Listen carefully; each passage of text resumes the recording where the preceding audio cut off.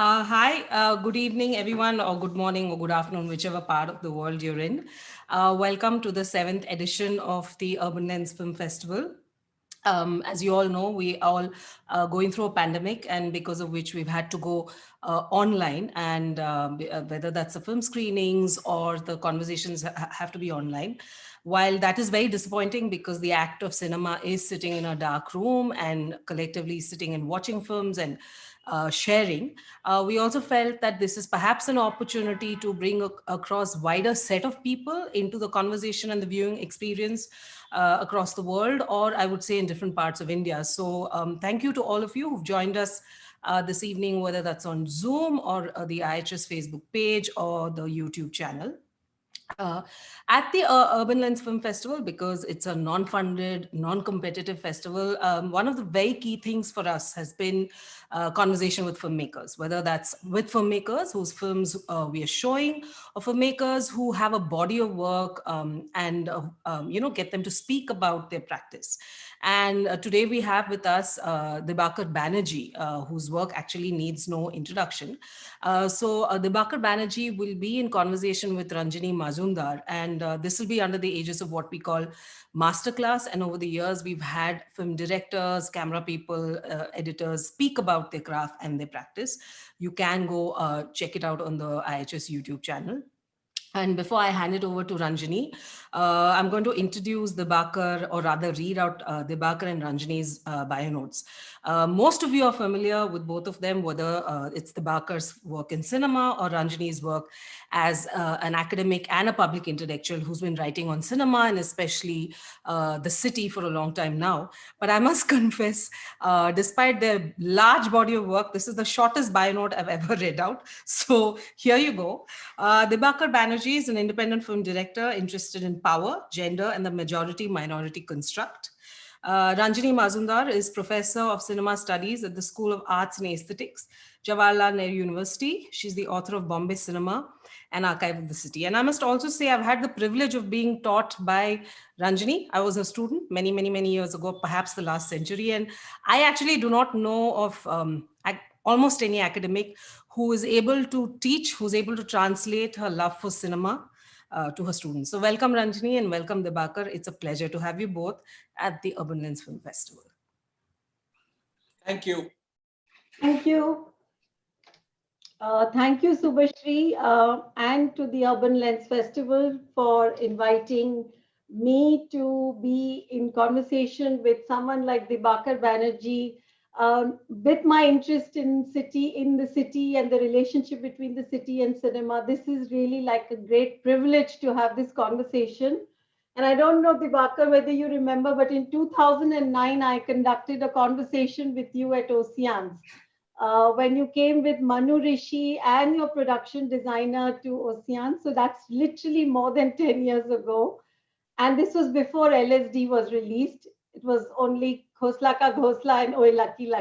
So we have a greater body of work now to talk about. So let me just start. I want to sort of, get into this immediately because I'm sure the audience is waiting to hear from you. Obviously, you work with an urban sensibility in all your films, but you have also traversed different kinds of city spaces, which includes Delhi, it includes Bombay, it includes colonial Calcutta in Byomkesh Bakshy, and it also includes a two second tier non fictionalized city in Shanghai, which is sort of developing into some other kind of space.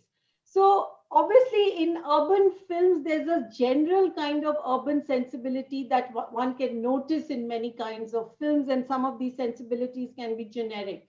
But having done these films in these different kinds of city spaces, can you tell us a little bit about how you go about marking the place in your work? Because your first three films are in the Delhi region, and then you shift to different kinds of spaces. So, guys, am I audible? All good with the audio?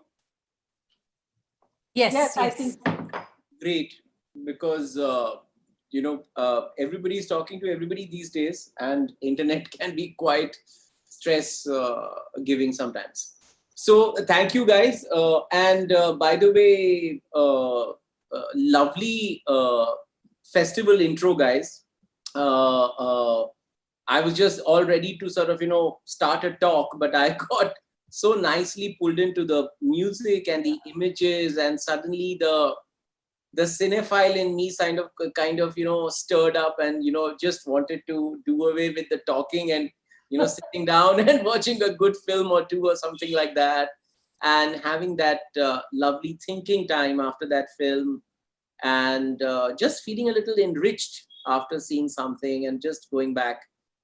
So that experience is becoming rarer and rarer these days. And I'm not saying it because I'm nostalgic for the good old days. There are none. This is what it is.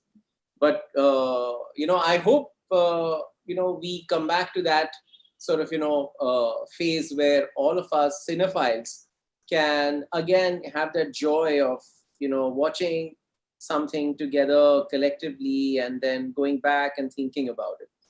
So that's a great wish, and a very happy wish to all you guys at Urban Lens, because it's very heartening to see what you guys are sort of doing under these circumstances, and it must not be easy. So for all of those who are here today, I mean, it's not easy, guys, what you guys are doing, and kudos to you guys. Really appreciate it.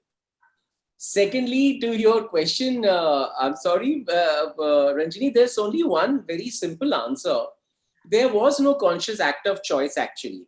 I have had no choice in my birth, and therefore I have had nothing being a person who grew up in Delhi and in a certain class, a certain pocket of urban Delhi. Then what happened was my life was what it was, and I moved to Bombay, As I moved to Bombay, actually, I took two more Delhi films out of me, which are Oye Lucky and LSD, which is a nameless suburb of Delhi, so to speak, But it could be anywhere in Indore, it could be in Hyderabad, it could be anywhere. And from there, as I sort of, was living in Calcutta, Bombay, the experiences of that sort of contributed to Shanghai, which in two ways and one way you can say that it's Latur, a small town in Maharashtra, or rather a big small town in Maharashtra, or you can talk about it in terms of being my neighborhood. If you guys come to my house, you will see that that's what I see out of my window, even now, today. In 5 minutes, I'll reach that place. And, while I was driving down, one of my colleagues one day asked, sir, आपने Shanghai यहाँ क्यों नहीं shoot की? तो मैंने कहा, sir, यहाँ पे परमिशन महंगी है, लातूर में परमिशन सस्ता है, इसलिए वहाँ पे शूट किया. So it came out of my biography, on which I didn't have any major control. Byomkesh, because it's sort of a Calcutta of a certain period, the visualscape of Byomkesh came not from my urban experience of Calcutta, but my literary experience of Calcutta, having grown up as a bookworm. In Bengali they call it boyer poka. So I grew up as a boyer poka, and therefore I was reading lots of books which were Bengali, and therefore a large section of that was about Calcutta. So Calcutta became a city in my imagination. I mean, I knew about Amer Street, the name, or, Central Avenue or whatever. These roads and these names have been there for the last 120 years in fiction. That come what Bengali children do get a lot of, that, probably they are rare in getting so, is, and teens and preteens, is that we had a lot of children's literature which was illustrated. And those illustrations gave me an image of Calcutta, which was kind of a derivation of the thrillers that I used to read. And those illustrations and those slightly lurid, slightly pulpish, but very interesting cover art or illustration or those kind of things. Ray's illustration of intense moments somewhere in Calcutta and such other amazing illustrators. So the visual scape of the urban scape of Calcutta is a function of Calcutta being what it is, and my memory, or sorry, my construct of a visual Calcutta based on my reading and based on the illustrations that I grew up with. And but after that, a sizable part of me has started spending its time in a village outside of Bombay, outside of a city experience. And one of my films, which is yet to be released, which didn't get released, will have a lot of that absolutely rural environment. So, so it's really a function of my biography. My latest, again, the next one, which I'm in the process of finishing, interestingly comes back to Delhi and Bombay. Okay. But it's like now I'm sort of, being able to speak of both the places. So it's like I've got enough of a history inside me to be able to talk about both of them within the same framework. So it's a function of my biography, and I didn't choose anything. Okay, so I mean, lots of people live in cities, but they don't see the city. You saw something of the city of Delhi in a way that you captured in your first two films, and I want to go back to that a little bit. And I saw all the films again, actually, for this conversation, and I was quite sort of amazed by the detail that you capture in, especially I mean, in both films, Oye Lucky, Lucky Oye, this whole world of objects that he steals, television, there's a fascination for electronic objects, plastic, stuffed toys, all these things, and just the display of those items itself makes a very interesting visual.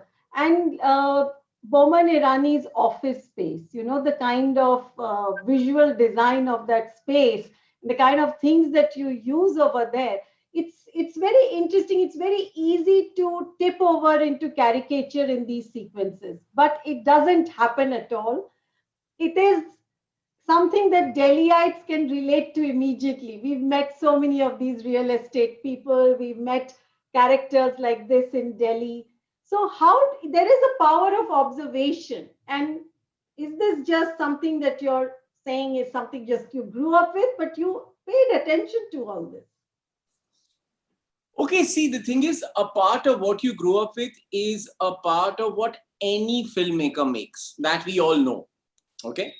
And it does not only reflect the visual scape, but it also reflects the inner world that that individual culturally resides in. Let's say if he grows up in a patriarchal joint family about to be riven apart in 50s and 60s and 70s in Punjab, then he'll make the kind of Bollywood films that we have come to know as the definitive Bollywood films, which are about patriarchy and the family being split apart and blah, blah, blah.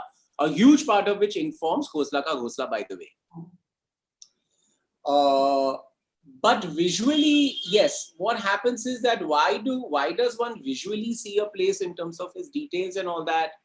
Or why does one observe the mannerisms and the speech patterns and everything of people that you sort of see?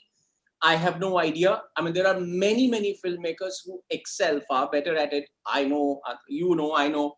Scorsese is a master of capturing that street corner because he has been fascinated by the street corner. So, and he's spoken about it.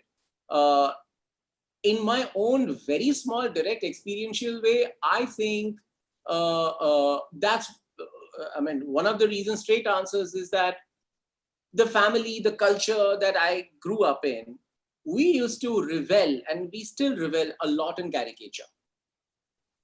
We love making fun of things and people. So that's one part of the family culture. As a Bengali, you may know, I mean, we really, when in the zone, we really like to sort of, make fun of people, amongst ourselves, of course. So it's like, hey, that person talks like this and that person walks like this, and all those things used to be great adda subjects for us, and we used to just roll in laughter at home. I still remember. And probably that's where you start observing mannerisms and everything. I think mimicry and caricature runs in the family. My mother's family comes from, they are into music and drama and theater and lots of other things. I think I've inherited that as a tendency or as a trait. Mimicry. I was famous for doing mimicries in school, and in when I was younger in my school. So probably you watch it and you're interested, because I always found, I think, people interesting, and how people speak and what they say and what they don't say is a very interesting mix. When I was 27, I didn't know this. Now I'm crowding 50, so I'm saying it in highfalutin language. But, had you asked me this 15 years ago, I don't know what I would have said. I would have said, I love the texture of Delhi and I love that and all that. Today, I'm saying that I love the texture of anything. So it used to, so that's the third thing is that we were not totally elite. We were middle class. As a result, what we don't realize is that the middle class spends a lot of its time in public transit. And public transit is also a place where the city lives its own life, its own microcosm. So a lot of my experience of Delhi in terms of what people talked about, what people did, and mimicry and looking at characters, good, bad, ugly, nice, funny, was when I used to take the DTC bus to school or to somewhere else or whatever, because, the common thing was to take the bus, unless it was a very sort of, it was an emergency situation. And, so all those things then being in a Delhi cab or an auto or something like that, or being just standing on the road or walking to get milk, or to get mitti ka tel or whatever it is, all those errands that someone goes through. So what you do is you watch the city exterior. You see the public's life of the city. So that forms an important part.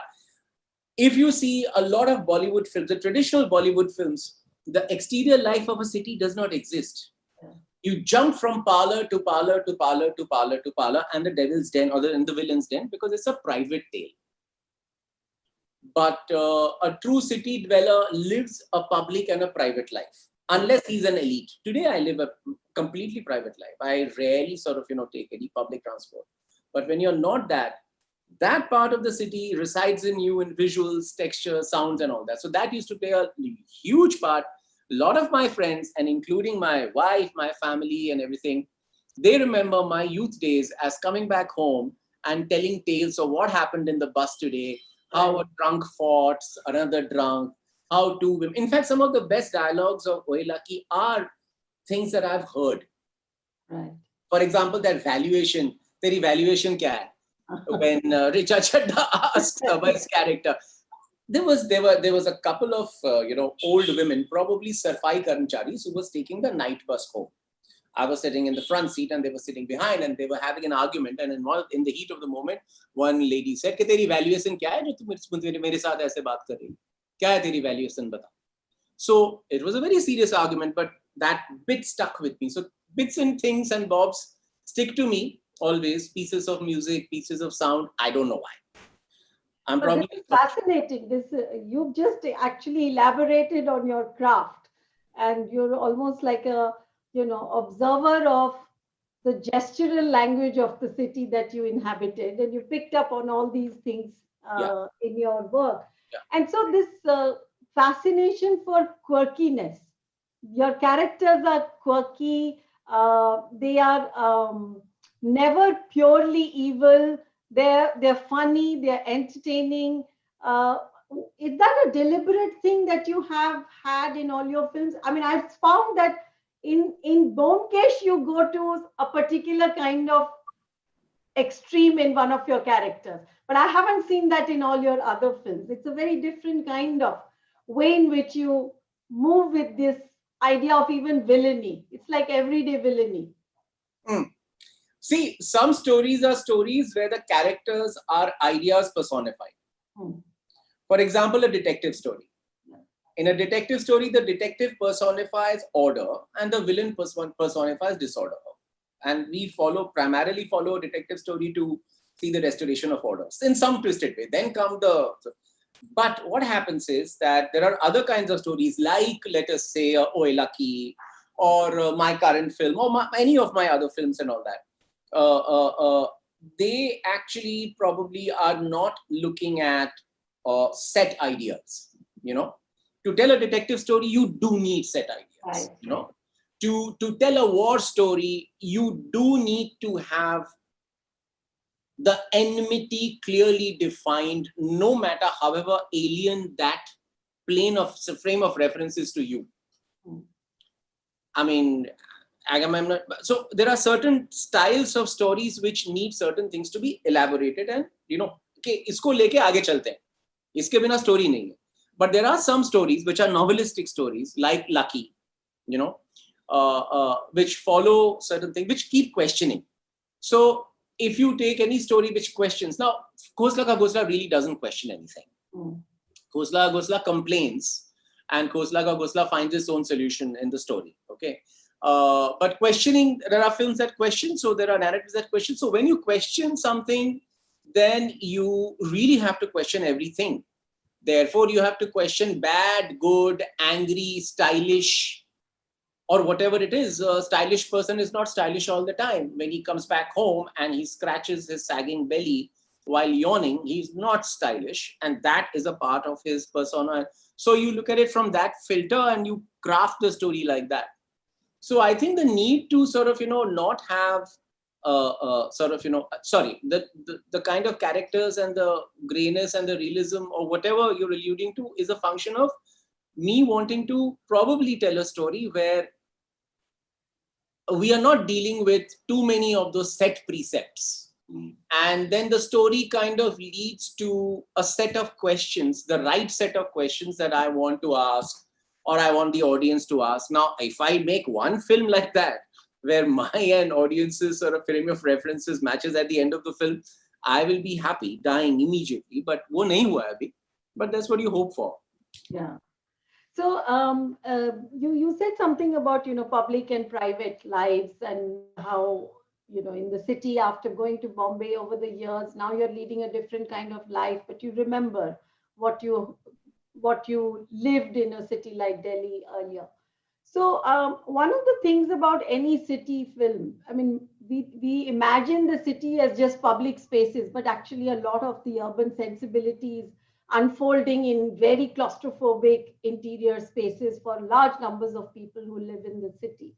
So there is something about the way you design your interior spaces as well, the kind of spaces in which people are housed, the spaces in which they live, the way it's organized. I mean, Lucky's childhood home, for instance, in Oye Lucky, Lucky Oye, Khosla Ka Ghosla, even this girl's, the single woman's apartment, there's some attention paid. Maybe it was just done in a haphazard way uh, uh, because you wanted to have that kind of feel, but it looked like there was some care taken in terms of how these interior spaces unfold, including the restaurant. That restaurant is something that Delhi people would immediately identify with, the kind of space it was and things like that. So, what is it about interior spaces and how are the interiors in films like Khosla and Oye Lucky different perhaps from um, Bomkesh, where it's a very different kind of imagination? See, I think the film defines certain things in a way that a filmmaker starts seeing them as the natural way of things, which really goes to prove that there is no natural way of things. It changes from film to film. So when I'm thinking of a thing like the restaurant in Oye Lucky, a location like that. Uh, I pretty much remembered what happened to me and my school friend Anshu Bhardwaj while we were sitting in exactly one of those restaurants in Tilak Nagar. And we had sort of, I think we were playing truant from some extra class or some tuition. And we had gone there to sort of, get our sort of, one bottle of beer that we would share between us, and sort of feel grown up. We were in class 12 or something like that. And behind us, there was this two couples who were sitting and making out pretty aggressively. Okay. So imagine a long sort of, tunnel-like restaurant in Tilak Nagar, and those of you who are from Delhi would understand that what that place would be like in the early 90s, late 80s, early 90s. And there was not another soul in the restaurant. It had those dim lights of Delhi restaurants that they used to have in those days, of kind of strange shade between pink and peach or whatever it is. And we were just sitting there at 2 o'clock in the afternoon, and it was very hot outside. There was nobody else in the restaurant except the two of us trying to sort of, look very nonchalant, while behind us there were these two couples who were making out. And I remember the decor and all that. And I spoke to sort of, Monica Bhaumek and Vandana Kataria, the production designers of Oye Lucky, and they knew the place very well because, Vandana understood the context. And so it was kind of a natural fit. And then we went around to look for that kind of a restaurant, that kind of a place which would cater to that kind of a thing. And then all we did was to fit it to our color scheme and do lots of interesting things around it. And that's pretty much about it. I'm not saying that it's nothing, and I'm not. It's something that you do all the time if you want to make a film that tells all kinds of stories beyond what the characters are talking about. Oh. So that's what happened. So those are again experiences of someone who's just been around and been in all kind of situations. And I think probably the only clever thing that I do is probably kind of remember them and use them in a way that is out of context from my life, but deeply in the context of the character's life as you go through. Though I must tell you that I identified with the character of Lucky in a huge way because he was pretty much my age, pretty much grew up in the same place that, where I grew up.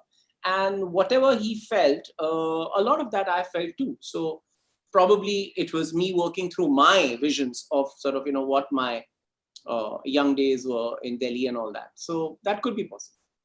And what about Byomkesh, for instance? I mean, you've elaborated on your, quite well about how this comes out of a literary imagination because you grew up with stories of Calcutta and novels. But I was looking, I mean, I saw the film last night again, and I was so stunned again by the production design of that film. It's atmospheric in a way which is different from your other films. It's atmospheric, it's very cinephilic, it's citing world cinema in many ways. There's a lot of that film noir style lighting. But, one of my favorite spaces in the film is that factory where they discover the body. It is a ruinous space, but the whole city is ruinous. It's like an archaeological excavation we are on to see a Calcutta in ruins, though it's a throbbing city full of life and all kinds of things. Very interesting. See, first of all, at some point, I do wish you speak to Vandana and her team. And at some point, if ever possible, you speak to Nikos Andritsakis, who shot the film. So it was Vandana and Nikos who kind of paired together on how to see the film together, because without Nikos shooting it like that, it wouldn't have looked like that. And without Vandana's team sort of, going at it like that, whatever Nikos would have shot wouldn't have looked like it. So it was a perfect combination of production design and cinematography. And that's what I feel, that they were both like this.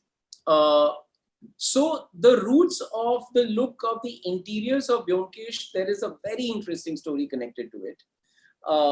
You see, there are connections between Byomkesh and Sharadindu Banerjee's biography. A significant address in the Byomkesh canon comes from Harrison Road. Sharadindu Banerjee, when he was a young matric student, Harrison Road and, I forget, near College Street, one particular lane near College Street, in North Calcutta, in the college area. And those of you who are from Calcutta will immediately know what I'm saying. And Sharadindu Banerjee himself stayed in a boarding house when he was a young adolescent. He was a 17-year-old probably, doing his for his matric in Calcutta. For 2 years, he stayed in a boarding house. And my theory was that when they talk about a mess buddy or a boarding mess building in Calcutta, and when Sharadindu was writing, probably 20 years later, when he was back in Munger or Patna and wherever he was working for his father's legal firm at that point, is that he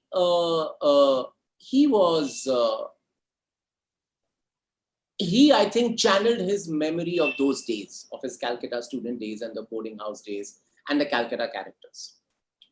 Now, the thing is, he stayed there somewhere around 1917 or 18. The Byomkesh books started coming out from the mid-30s onwards in gaps and sometimes continuously throughout till 1969 or 70 when Sharadindu Banerjee expired.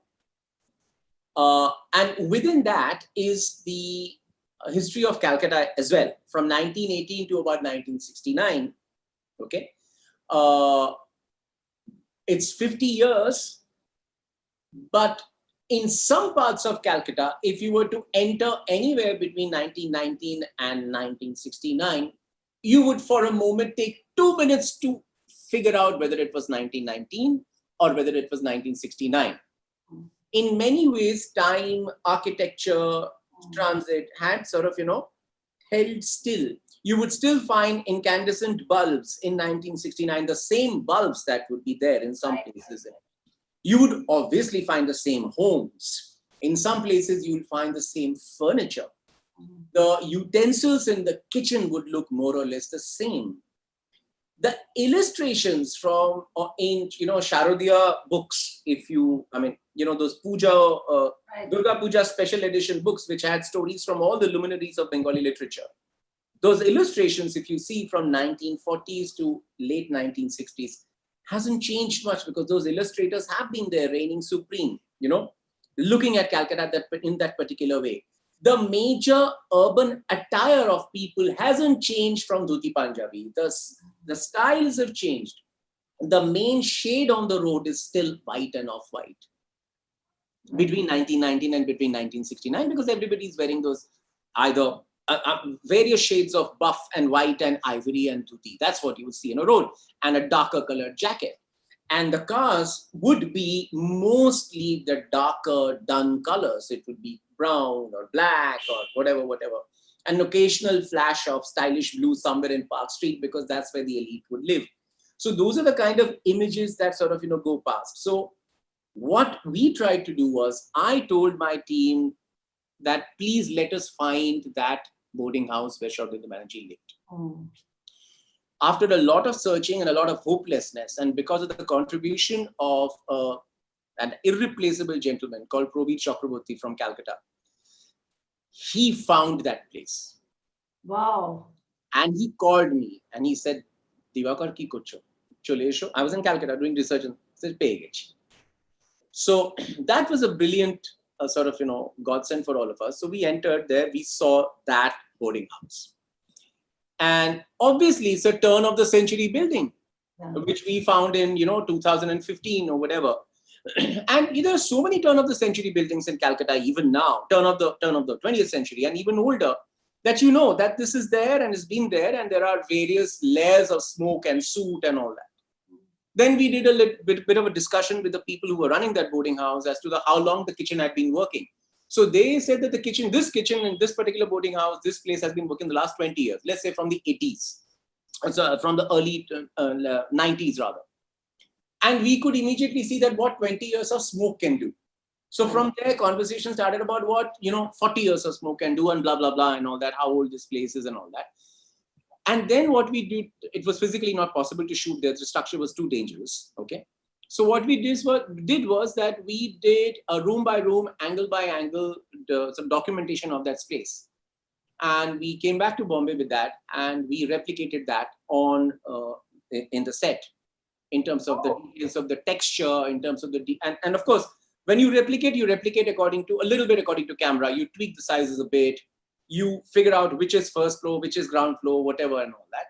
And then we were very lucky to find that structure. And of course, the relationship of Sharadindu with that structure kind of gave us that bit of extra energy. So we just documented it and put it. So that becomes Byomkesh's boarding house. So what you're seeing in my Byomkesh, the only sort of, geek pride that I can sort of, authentically attest to is that when you see my film, you may see a structure that Sharadindu himself may have lived in. So kind of like that. So that's one. And so the other interiors were basically born out of a lot of research, not least with old members of Calcutta police. Okay. And they were the people who gave, and some of them are not here today anymore. Some of them are gone, one of the major sources of how Calcutta felt, at least, came from this book called Bangal Nama. I'm sure you know of it. Right. It's a great memoir. So, and then we met lots of old people who were with the police at that point, because they would know the neighborhoods of, downtown central Calcutta or dangerous Calcutta perfectly well. Where do the Anglo-Indian areas meet the Chinese areas? Which is the border of Chinatown? Which is where the Basti starts? Which is where the maximum murders happen? Which is where the dockyard smuggling where does the dockyard smuggling happen? So they give you a crime map of the city or a crime image of the city, which takes you to those environments and those neighborhoods. And then you start picking stuff that you think you like. And of course, the source is basically the illustrations that I grew up with and the feel. Like in Bong, you say, "Ga chom chame bhap," So there's a brilliant line somewhere in some Bengali story that, it was night, and at the corner of the alley at Amherst Street, the headlights of a humble saloon lit up like the eyes of a predator in the jungle. Yeah. So, if I say it in Bengali, that's what it means. So all those things give you that urban jungle metaphors. The buildings at night are mysterious, alluring, and also threatening. Then you have grown up on a lot of European noir. And that itself, because you're a colony, you're an ex-colony, and your urban experience is basically the template of the European urban experience. Of course, changed and morphed through our own the mix of the two cultures that happen, or whatever happens in the urban spaces of our country, in the colonial space. So all of that goes into one watching the so-called detective thrillers and, the films that usually would have Peter Lorre and Sidney Greenstreet, those kind of films, And then from there, kind of find a way of looking at Calcutta, and a lot of historical photographs, which usually my fascination was, again, the exterior spaces. How did the carriages look? How do the horse buggies look? How does the old tram look vis-a-vis the modern tram? So I'm actually a public transport geek. So those were the Is there a reason that why? I had fun with. Yeah. Is there a reason, Dibakar, why? I feel that you are fascinated with the winter. There's winter in Byomkesh, there's winter in Oye Lucky, Lucky Oye. There's something about the winter air that really adds to Byomkesh also. This I don't know. I'm sure you must have gotten on to something. I'm, as usual, and as it should be, I'm rather clueless about why I do what I do. So I don't know, because,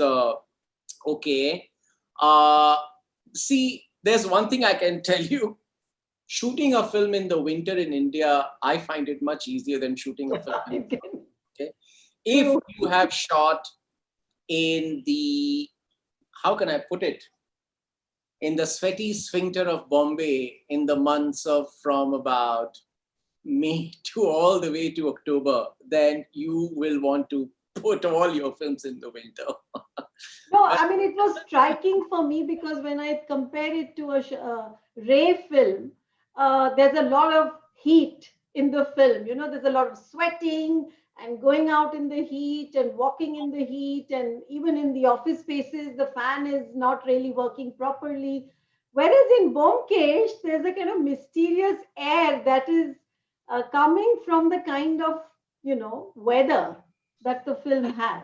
Yeah, I think it's a good time to chase a criminal when the skies are grey and when everyone's wrapped with what the bongs call a comforter or a brown alpaca jacket, because it's just an assailant running down the dark end of the street wearing a brown alpaca jacket is probably a little more interesting to read and to see than a man in dhuti Punjabi running with a knife dripping blood in his hands. Right.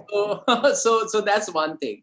So I think many sort of Bengali detective writers have used the winter, have used the Calcutta fog, have used it for an effect, and also I think in India, because it's a hot country, a nice winter night and you're under the razai and there's one small warm light on and somebody is reading you a detective story, and as I'm saying it, I'm just saying, take me there, man. I just want to be there where someone tells me a story and I'm curled up in the razai. So but that having said that, if you see Khosla, there's a lot of heat in Khosla. Khosla has a lot of heat. Khosla has a lot of heat because, I mean, we wanted to catch that, rather balding father standing in that sun in 43 degrees, foaming at the mouth about his house. So that's Khosla. Khosla has a lot of heat.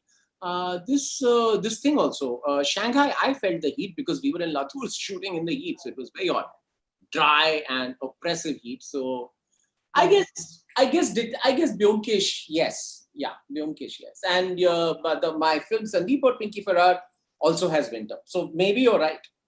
Okay.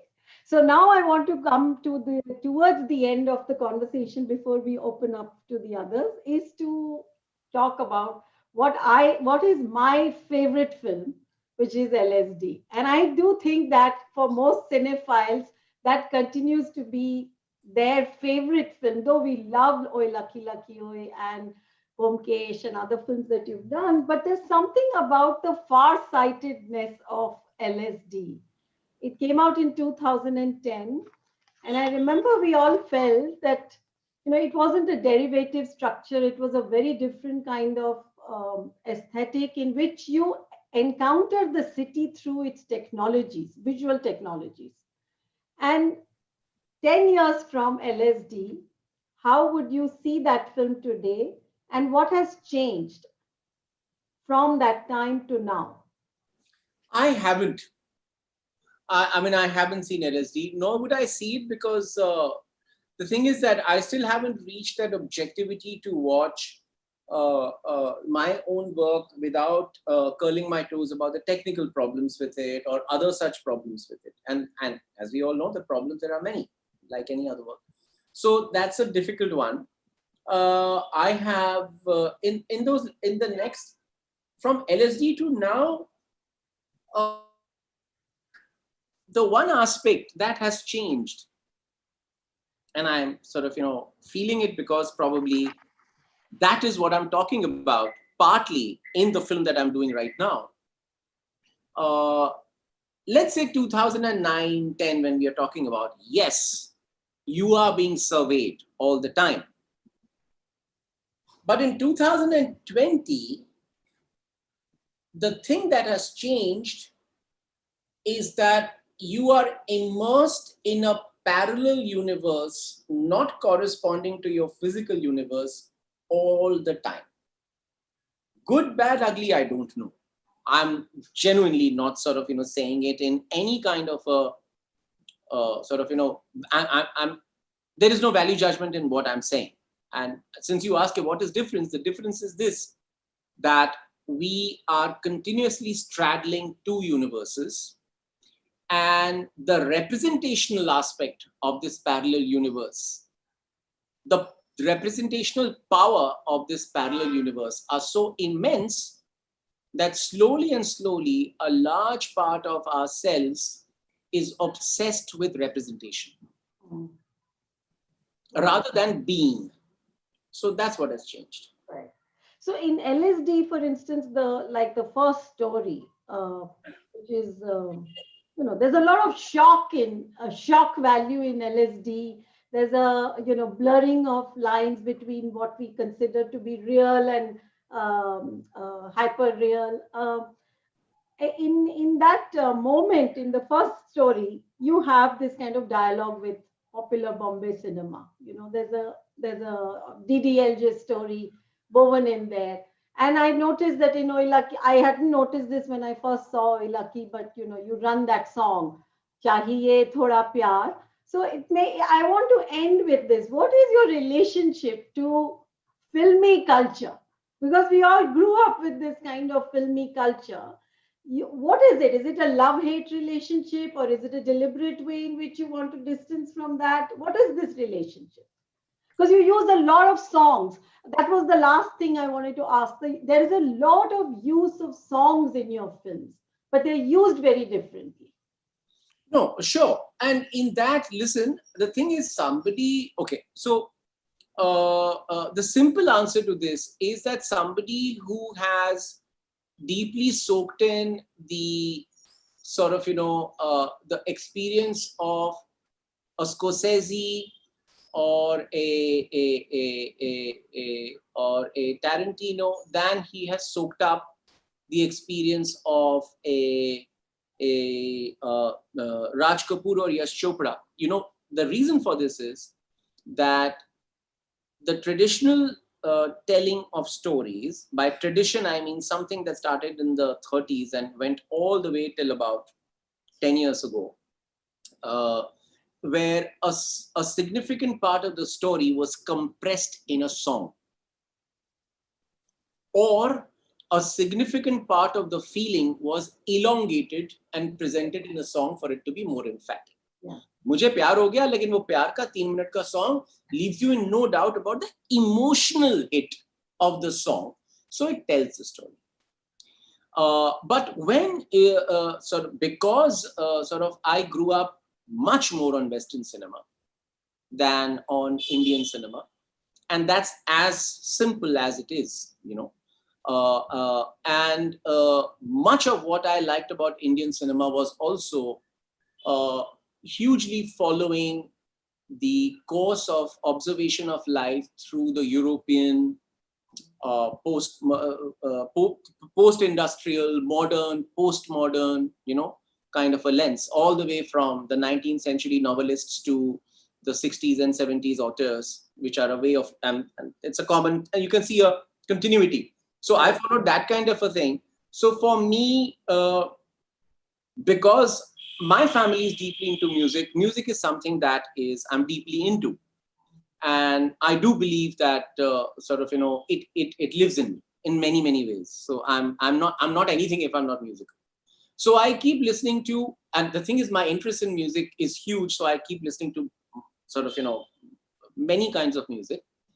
And when I, as a young teenager, when I used to see Scorsese's films, or, first Scorsese's film and Kubrick, I realized how they used popular culture music, which was not in the context of the story, to give the story sometimes a dramatic and often an ironic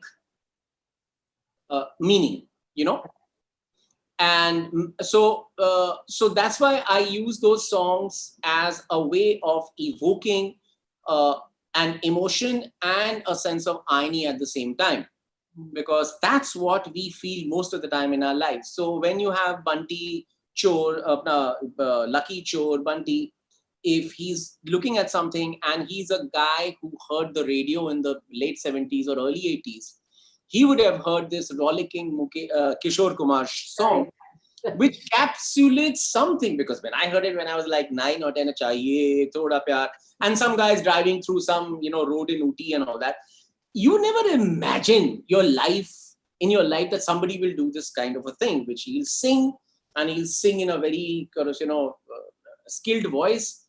And before that, he was just speaking in another voice. And suddenly he starts singing in another voice. And he's driving and he's singing, and things are happening which are not really very real, because suddenly somebody going down the road starts singing his song or whatever it is. And how do they know the words? So this suspension of disbelief was very interesting for me. And I think this is designed for us to feel what the film director wants us to feel, like ambition, desire or whatever through the help of a good melody. So I use those melodies to connect with the character, because I'm sure when you hear Chahiye Thoda Pyar, you think of Bunty Chor and not the song. So that makes me sort of tell the theme in a more efficiently. So that's the thing. And otherwise, it's again being a musical sponge. Things that I keep hearing, I want to put inside the stories that I tell. Right. Great. Thank you so much. Let me just now, there are a lot of questions. Okay, so let me start with Ipshita says, first of all, I'd like to convey my appreciation for the masterclass. I've viewed and enjoyed many works of Mr. Banerjee. What are the main draws and drives of the cinematic mode for you? What are the advantages of the form and the medium? And now that you have made these films based on the cultural ethos of urban spaces, what have you discovered that you didn't expect? Maybe that part. What have you discovered that you didn't expect? Well, I can tell you what I discovered that I didn't expect. Everything passes. Everything passes, baby. Everything passes. Nothing stays. So I didn't expect that, but now it's real for me. So. Okay, so someone wants to know your top 5 filmmakers that constantly influence you. You've mentioned Scorsese many times. Like, I mean, in liking Scorsese, I'm no different from any of the other 30 million aspiring filmmakers all over the world. So I would say Scorsese, Kubrick, Ray keep sort of, shifting sort of, in terms of what I'm saying. But the thing is that if I don't put Antonioni on that list, and if I don't put some other modern directors on that list, then again, I'm confused as to what to do. Then if I don't put Tarantino on that list, I'm confused. So if I don't put, I keep forgetting the gentleman's name. Yeah, the director of Mother and the director of that Korean director, Bang Ki, what's the name? Bang Joon Ho. Yeah. I mean, I keep the names are just, I keep forgetting the names, and I've seen all his films. So I don't have really, the favorites are shifting. You see, Scorsese was by chance. I was introduced to Scorsese when I was a teenager in Delhi, and I started seeing his films when I was a teenager. And it influenced me in my growing years. So there's a kind of a hardwired metastasizing kind of an effect that I have with the style and how he sort of, goes about. And I've read about his books and how he talks about the city and how he talks about the city corner. By chance, I had the same interests without knowing that he had the same interests. So all of that. Kubrick, because of his will to put any kind of narrative challenge to a technical test. There is nothing that he would not try, because he said there is a lens and there is a camera and there is a light and there is a way to shoot this. And now let's shoot this. So that's something that every filmmaker needs once in a while, that this is it. We need to shoot it. What about the Coen brothers? Of course. I mean, again, that's what I'm saying. There are so many names. And please remember that we, being an ex-British colony, an Anglophone colony, will have an arbitrary choice of English directors, and then American directors, and then European directors. And then we forget all the Iranian directors, which we sort of talk about in some other sort of, webinar or something like that. So the thing is, and I'm just been seeing some amazing films on Mubi, just to sort of, keep myself abreast of what's happening and what are people doing. And some old classics. It's lovely how they sort of, curate. It's a rather very nice change from the usual guff that sort of, you want to escape. And it keeps changing. So there's a question here about, has there been a film in the recent past that you wish you had made or that you really admire? These are always difficult questions.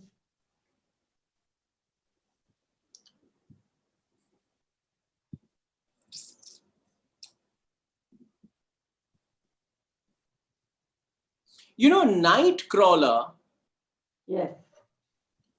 Had some clues about what to do with the disenfranchised urban.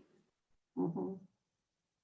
In fact, the aspects of Nightcrawler that I liked are the least required for a Hollywood film to work. In fact, they would be more applicable in India, you know. So Nightcrawler was something that, you know, I was wanting to, I sort of, you know, this thing. I don't know. I would have loved to make a film like Jeepers Creepers 1, you know, which remains one of my favorite horror films, you know, just a straight out, and it's a horror film and a straight out tale about a brother and a sister.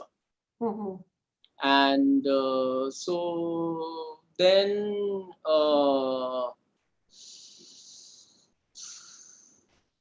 stuff like this. I mean, usually what happens is that the realities of surviving as a producer and director in the marginal space that I have in Bombay, you're usually always sort of, you know, transiting from one project to the other. And as you're finishing one, you're trying to resurrect a new one or sort of, you know, get something sort of going. So you're always sort of, you know, fighting for a film, on a film, and then hustling for a film and hustling about a film. And so there's very little time to sort of, you know, think of what could I make or what I wish sort of, you know, I mean, I wish the films that I want to make, I could make. I mean, that's a wish enough that I'm not being able to fulfill. So that's how it goes. Yeah. So there's a question about from an anonymous attendee. Can you tell us a little more about how the village is configured within your short film in Ghost Stories? Thank you so much, Anonymous. Uh, Thank you so much for asking that question. Um,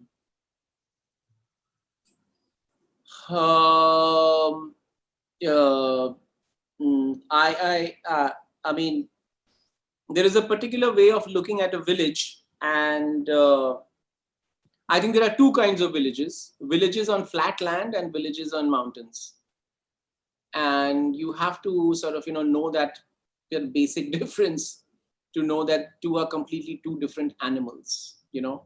Yeah. So the village I had in mind as a backdrop for a horror story, something unspeakably horrible. And I have often been sort of, you know, deeply impressed by the effect that monsoon has on in areas just a few kilometers outside of Bombay city limits.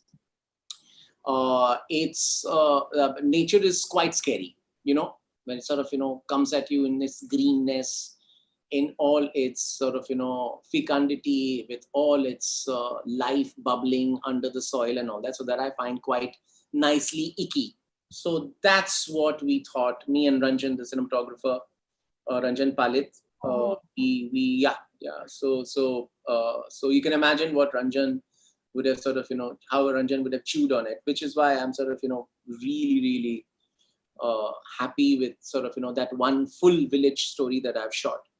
So, I mean, there is nothing idyllic about it. It really suits the fear, and it really sort of, you know, shows the rebound of nature with force and with malevolent force. Okay, so there's an interesting question here. Most of your central characters, both protagonists and antagonists, lie on the border between legality and illegality. Do you think that a corporeal existence of the legal is an intrinsic spectral presence in the experience of living in the city? And where do you go with this where do you go with this with Sandeep or Pinky Farar's rural setting? Or this borderline between the legal and the illegal? I mean, absolutely sort of, you know, spot on. I appreciate sort of, you know, the thing is in what you're saying. The thing is, in some way or the other, the border between legal and illegal is narrative from 10,000 years ago.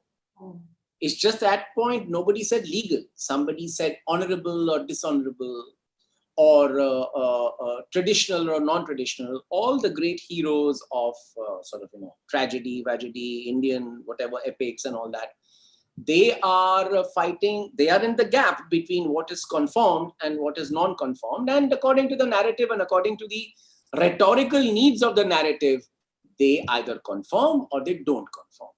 So that is the fundamental of narrative, the actions of a private conscience in a public space. So that doesn't change.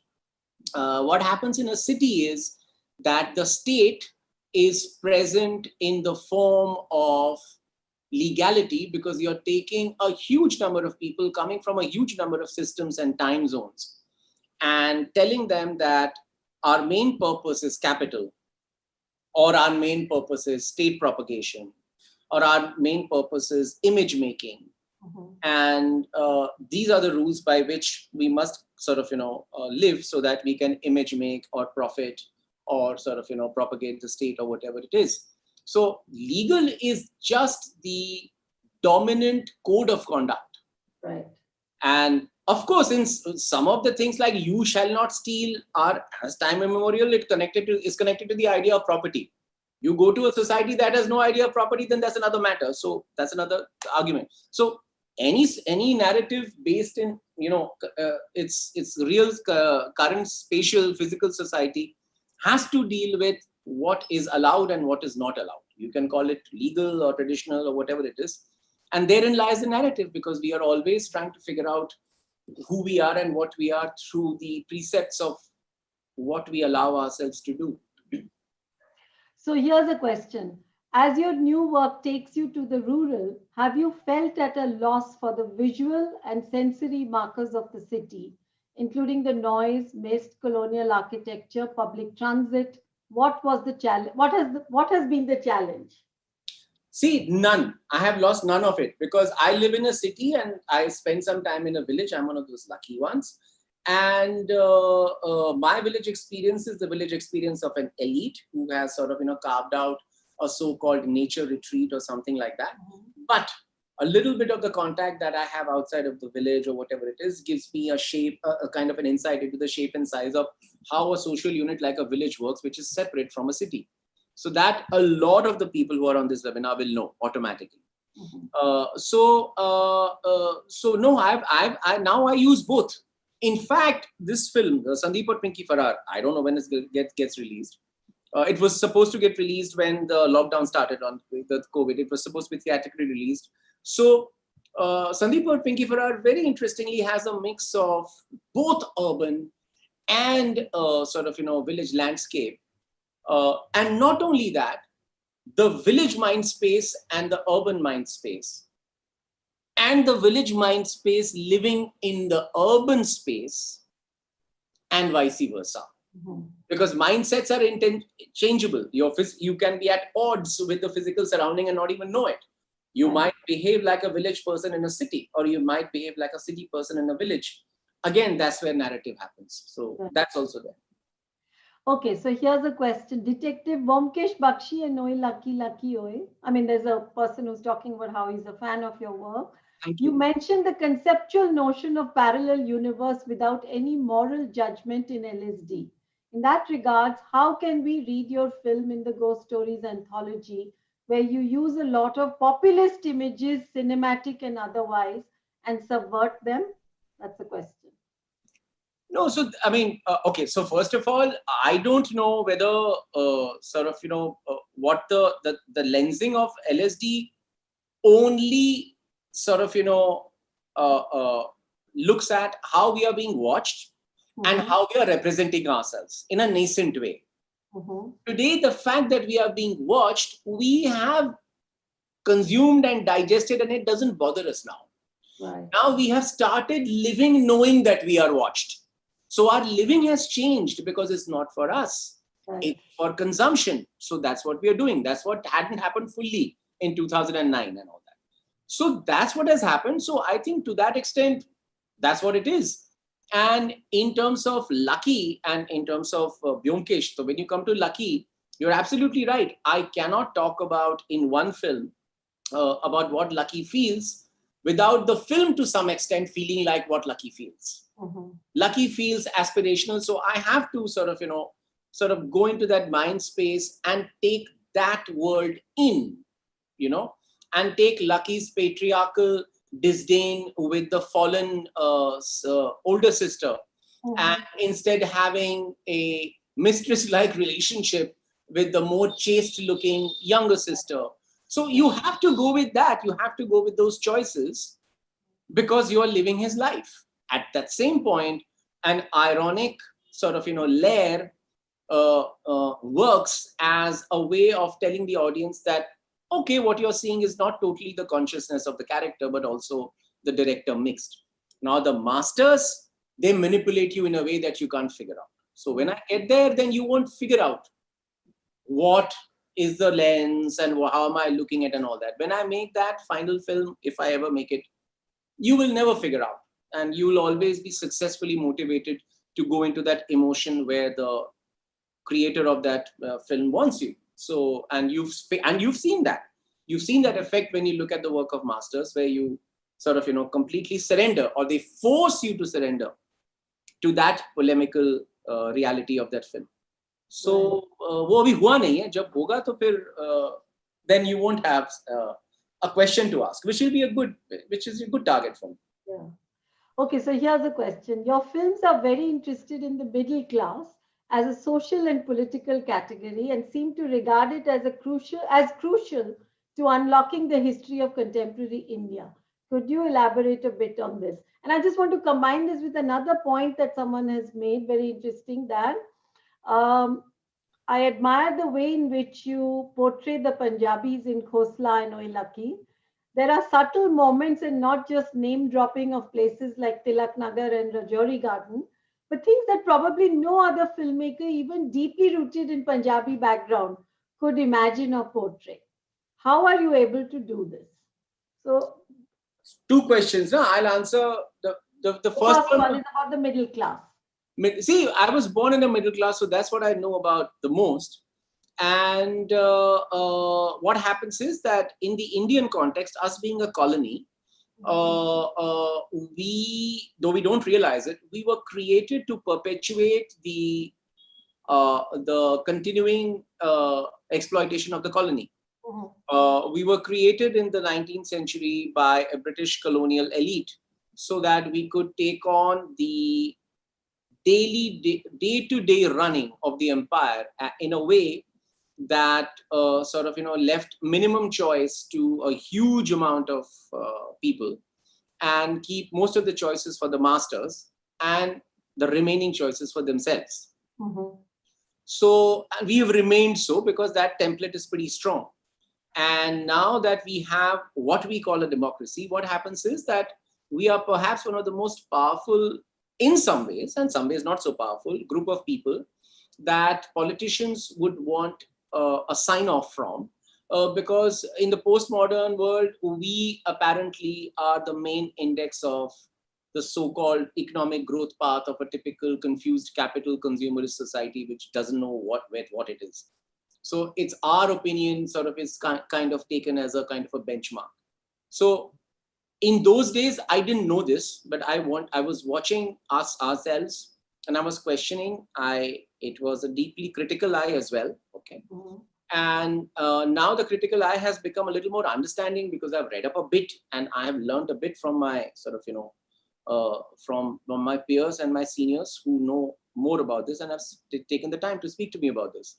So what happens is that I think a lot of the things that India as a nation will pull off will depend on the rebounds and the representational behavior of the middle class. So I'm if you're interested in the history of India, current history of India and how it shapes itself, what the middle class does, feels, and does not do, what it complies to, what it escapes, which responsibility it's most sensitive about, which responsibility it would like to shirk, all those questions are very important to me because I'm watching it unfold in front of my eyes. Okay, so here's a question. Can you speak about your anthology projects with Karan Johar and Anurag Kashyap and Zoya Akhtar, particularly in terms of commercial expectations and box office returns of the film? Also, do you at all identify a certain audience for whom you make a film? I mean, I suppose that. I didn't understand the question very well, so I'll sort of answer it in three parts. And then I forgot to answer that second question that was asked earlier. About Punjabi. So the Punjabi culture, because I grew up in Karol Bagh and then I continued to live in Ashok Vihar, and then we lived in a place called Harinagar Ghantaghar, which got gentrified to Maya Enclave. And if you're in Delhi and if you live with the working class, then you meet all kinds of people. But somehow, when you come from Karol Bagh to Ashok Vihar and all that, and when you go to a school in Pusa Road, okay, then you have a lot of Punjabis for friends. Okay, and you're not aware of them as Punjabis. You're aware of them as friends. And you're not aware of Punjabi being as something which is special. You are actually aware of Punjabi being as the world that you live in. So I used to live in a Hindi cum Punjabi world outside of my house. Inside the house, I used to live in a Bengali world, which is a Provashi Delhi Bengali world. And these are the worlds that I resided. And I mean, I can speak Haryanvi a bit also, because that's where the transit system of Delhi ensures that you meet a lot of Haryanvi people, you know. So all these are accidents of history, which have a lot of, I mean, the reason why I sort of, like Punjabis is because because partition happened in 1947. That's why. I mean, if you're really asking why, then 1947 is why. And that's the accident of history. So I grew up there. And yeah, that's about it. And I mean, I actually somehow, I deeply resonate with the culture of Punjab and its folk music and its music. My mother is a folk music collector. I heard a lot of folk music, Punjabi folk music. Then the urban culture of Punjab, then Bhangra, then all those things. Then the way Punjabi music has changed itself in the UK, the underground, the dub sort of movement. So I'm very interested. And I try and keep abreast, because it's a very, very rich life for me to live, sort of, knowing the innards of Punjabi culture to whatever extent that I can. It's not as if I'm an expert. So there was that question about the anthology projects. Anthology project, I don't know what you mean by commercial things. We did it for Netflix, and when you do a film for Netflix, we never get to know the commercials and how it does and whatever. And Netflix sort of, airs it, and they tell us that it did well and it didn't do well. So certain things did well, certain things didn't do well. So if you're talking about the anthology project that came out as a feature in 2016 or something like that, which had the original first anthology, because after that we did it for Netflix, then I think that idea was a very lovely idea ahead of its time. And the popularity of love stories shows that there's room for everything, provided the right stories come along at the right time, and they resonate, So that's a matter of luck. You shouldn't be able to control everything. Otherwise, the fun of life will go and there will be no narrative. So when it was made as a theatrical feature film, yes, making money from that kind of a film on a theatrical sort of, in a theatrical space was very difficult. We all knew it. We did it out of love. We tried to sort of, make it as cheaply as possible. And when it came onto Netflix and all that, we realized that with much less effort, a lot more people saw it. Right. So that's the world of changing platforms. That's the world of the collective cinema viewing experience going away, and individual singular visions consumption of a film increasing, because we are all again becoming sort of, immersed into that parallel universe alone, So that's that. So here's a interesting question. If you were making LSD today, what other forms of surveillance technology would you want to include?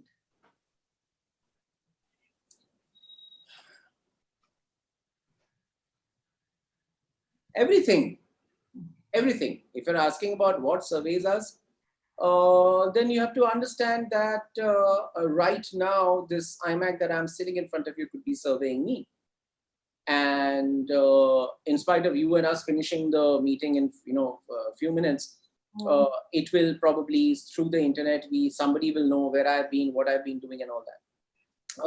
And we can be traced and surveyed through everything, how we behave on the phone, and how we sort of whatever. I'm sure I don't need to go off the deep end telling you about this.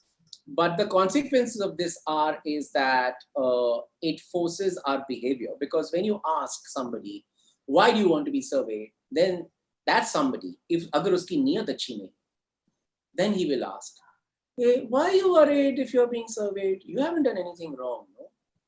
So the badniyat people who sort of ask this, you have to understand and recognize that those badniyat people are those who want you to behave in a certain way and not in a way that you would like to behave yourself. Mm. So, and then it comes to something very fundamental, which is all of us give up a lot of freedoms and all of us retain a few to call a life that is meaningful, to call our lives meaningful. Mm. And everybody has to make a choice that how will I put meaning in my life? Which freedoms would I like? Which freedoms am I willing to compromise or give away and still call my life meaningful? So that's what I would talk about if I were to make LSD today. There's a question about black comedy films, and could you speak a little bit about this genre? Is that an influence on you? I love black comedies.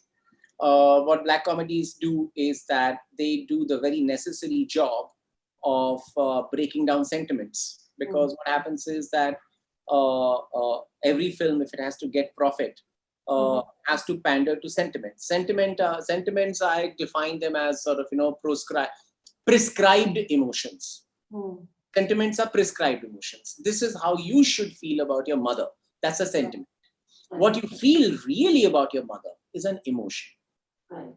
So, but most of us have to sort of, get down to making films about sentiments, because the film that we make tends to posture as a good person, good as defined by us, sort of, some kind of a social setup that is defined that this is good. For example, sort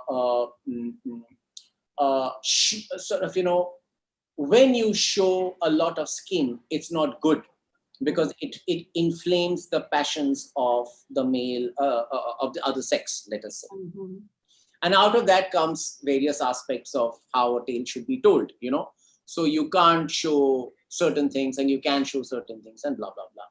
So which leads to us not being able to show sort of, woman breastfeeding, I mean, the two things are not the same at all, but it leads to that. So those are the kind of sentiments that you go through and the film tries to posture. What black comedy does is that because it has humor, it can get away with a lot, because humor is something that delivers you violence without injury. It's a violent act without injury. It's a violent act. And in fact, when you're laughing, you've been kicked, and because it's some other kind of a kick. And instead of doing, you laugh. So it's a great corrective thing that human beings fortunately have. I mean, if we didn't have black humor and if we didn't have humor, then we would be oppressed and finished very soon.